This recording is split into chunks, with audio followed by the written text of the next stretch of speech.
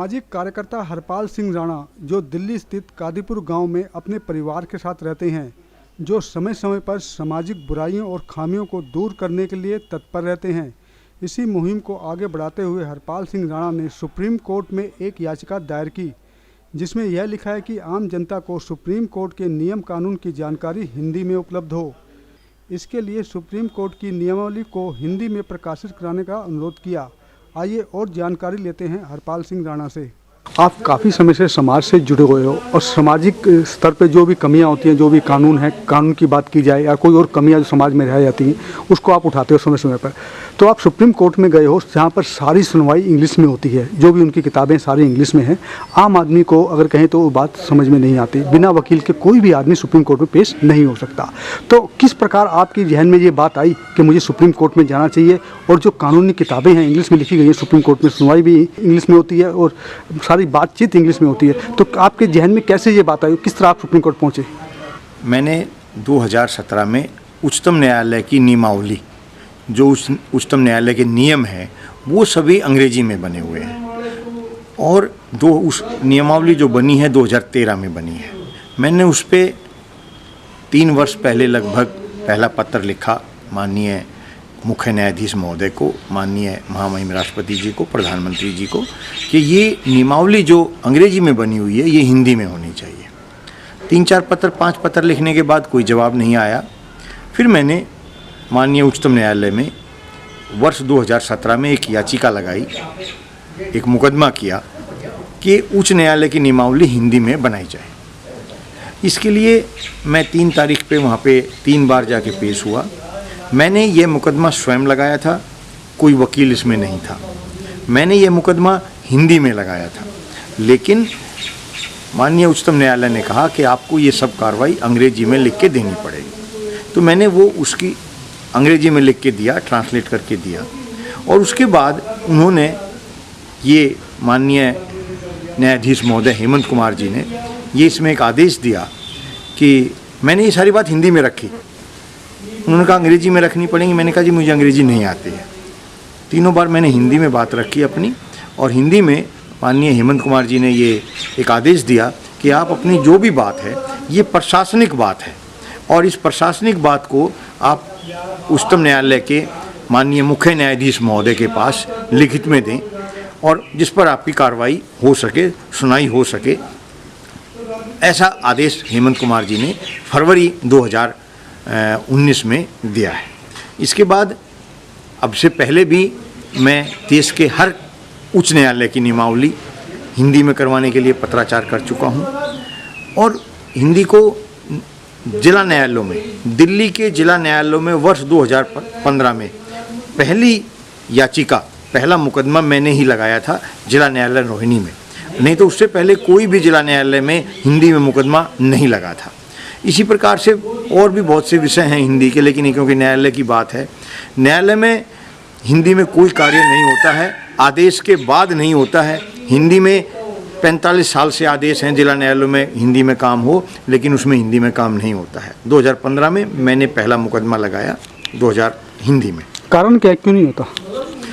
माननीय न्यायाधीश महोदय की एक मानसिकता बनी हुई है, काम करने वाले अधिकारियों कर्मचारियों की मानसिकता बनी हुई है कि अगर हिंदी में व्यक्ति की मातृभाषाओं में काम होने लगा तो वो अपना हक अधिकार मांग लेंगे।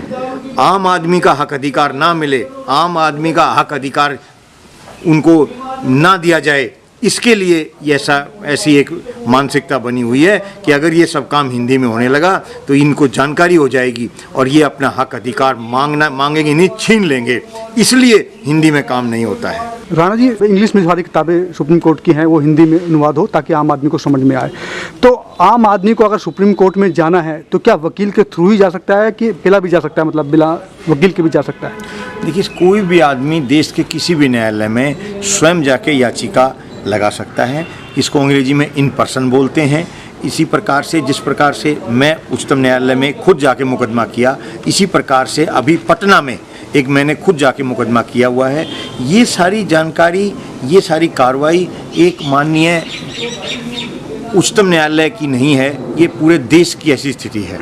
इसमें श्री एक वकील हैं अपने पटना के, इंद्रदेव जी, उन्होंने उच्चतम न्यायालय में हिंदी में 15 याचिका लगाई हुई है। अभी जो मुकदमा उच्चतम न्यायालय में मेरा चल रहा था, उन्हीं के सहयोग से ये मुकदमा लगा था। और इसी प्रकार से पटना उच्च न्यायालय में भी उन्होंने एक मुकदमा किया हुआ है, जिसमें पटना उच्च न्यायालय में माननीय राष्ट्रपति महोदय ने 1972 में आदेश किए थे कि पटना उच्च न्यायालय में हिंदी में काम किया जाए, लेकिन वो आज तक पूर्ण रूप से लागू नहीं हुए। इसी का एक मुकदमा इंद्रदेव जी ने पटना उच्च न्यायालय में किया हुआ है, जिसमें मैं भी स्वयं पार्टी बना हुआ हूँ, स्वयं इन पर्सन मैंने वो मुकदमा किया हुआ है। और उसमें भी ये आदेश होने की उम्मीद है। अभी 18 तारीख उसमें लगी हुई है कि वो आदेश आने की। शायद पटना उच्च न्यायालय में भी सभी काम हिंदी में होना आरंभ हो जाए। अच्छा, पेपर में क्या छपाया आज? ये उच्चतम न्यायालय की जो खबर है, जो फरवरी में आदेश आया था, वो सारा आदेश कल के दैनिक जागरण में और दूसरे अखबारों में काफ़ी अच्छे विस्तार से छपा है। उच्चतम न्यायालय में हिंदी लागू कराने के संबंध में फरवरी में जो आदेश हुए थे, उनकी जो खबर है वो 15 अप्रैल को दैनिक जागरण में भी और दूसरे अखबारों में भी बड़ी विस्तार से खबर लगी है, और जिसमें सारी बात बहुत विस्तार से दी गई है। 4-5 अखबारों में ऐसी खबर आई है कि ये उच्चतम न्यायालय की सुप्रीम कोर्ट नियमावली हिंदी में प्रकाशित कराएं। तो ये एक बहुत बड़ी बात है, ये छोटी बात नहीं है। और मुझे इससे ऐसा लगता है कि ये नियमावली हिंदी में बन जाएगी। तो आपको पूरा विश्वास है सुप्रीम कोर्ट के ऊपर कि जल्दी कानून पास होगा, इस तरह का भी हिंदी में किताबें हैं? हाँ, देश के नागरिकों के हक अधिकार के लिए देश के नागरिकों का जो कर्तव्य बनता है, वो भी इसमें प्रयास करें तो ये जल्दी से जल्दी नियम बन सकता है। तो आप कह सकते हैं कि भाई जो लाखों रुपए वकील लेते हैं, इसी बात के 80% अगर बात की जाए हिंदुस्तान की, हमारी मातृभाषा हिंदी है, उसमें लोग ज़रा बातचीत करते हैं। जो लीगल चीज़ होती है वो अगर हम कह सकते हैं कि 99% लोगों को समझ में नहीं आती। अगर पढ़ा लिखा आदमी तब भी लीगल चीज़ें समझ में नहीं आती, तो उसके लिए वकील करते हैं। अगर हिंदी में हो जाएगी तो ये क्या समस्याएँ ख़त्म हो जाएंगी?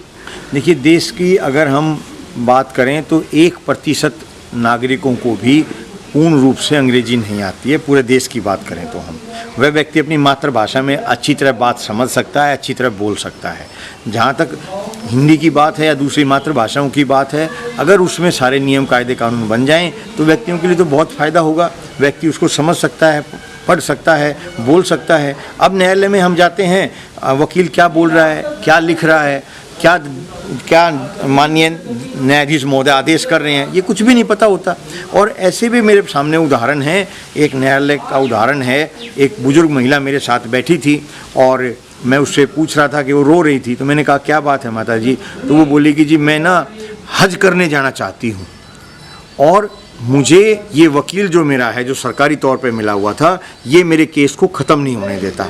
और अगर ये केस, मैं हर बार कहती हूँ कि मेरा केस ख़त्म कर दो, मुझे कोई झगड़ा नहीं है, हमारा आपस में झगड़ा था वो ख़त्म हो गया, लेकिन वो वकील क्योंकि सरकारी वकील था, उसको जितने बार भी वो पेश होगा उसको पैसे मिलेंगे, तो अपने छोटे से स्वार्थ के लिए उस महिला को कई साल तक उस मुकदमे को आगे बढ़ा रहा था। और उस महिला, मैंने कहा उसको कि माता जी आप जज के सामने जाके ये कह दें कि इस केस को ख़त्म कर दिया जाए, हमें कोई आगे केस नहीं करना है।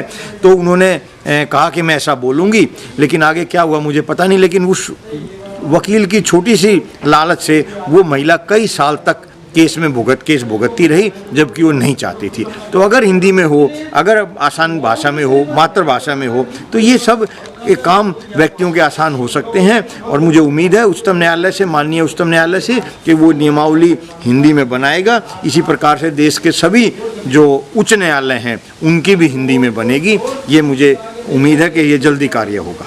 व्यक्ति की जो मातृभाषा है उसमें होना चाहिए। जिस राज्य का जो उच्च न्यायालय है वो उस मातृभाषा में कार्य करे, ये प्रयास है। हमारी व्यक्ति की मातृभाषा लागू करने की बात है।